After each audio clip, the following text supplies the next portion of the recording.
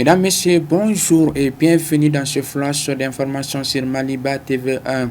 Parlons d'économie, fin de mission pour la commission des négociations et des renégociations avec les sociétés minières du Mali.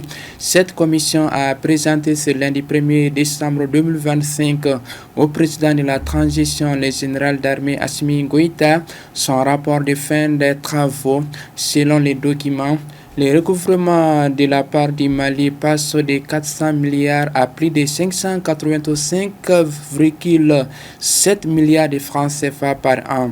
Après avoir reçu les rapports, le président de la transition a exprimé sa profonde gratitude aux membres de la commission de négociation et de renégociation pour la qualité de leur travail abattu.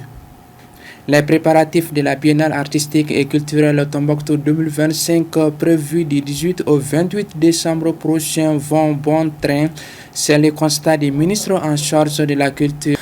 Mamou Dafé est en mission de terrain à la tête d'une forte délégation depuis hier à Tombouctou. Il a visité plusieurs sites où se dérouleront les activités. À l'issue de cette tournée, le ministre Dafé s'est dit satisfait des avancées constatées. Une rencontre avec la commission régionale d'organisation est prévue ce mardi 2 décembre 2025 pour faire le point sur l'état des préparatifs et renforcer la coordination avant le grand rendez-vous culturel. Cette édition de la Biennale placée sous le thème « Culture, pilier pour bâtir le Mali nouveau » s'inscrit dans le cadre des activités de l'année de la culture décrétée par les autorités. L'actualité internationale à présent en Guinée-Bissau, les nouvelles autorités de la transition et la CEDEAO jettent les bases d'un dialogue.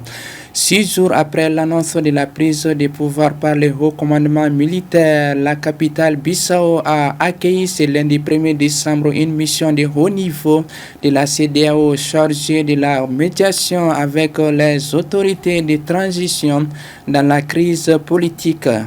L'arrivée de cette mission était très attendue. Lors d'un point de presse commun, les deux parties se sont accordées pour qualifier leur échange de fructier.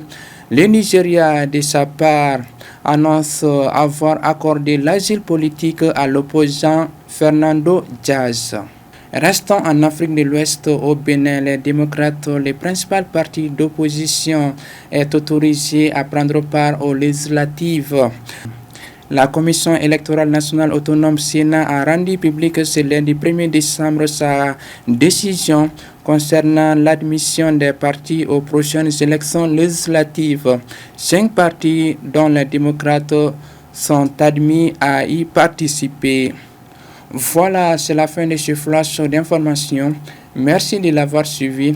Restez connectés à Maliba TV1 pour vous informer.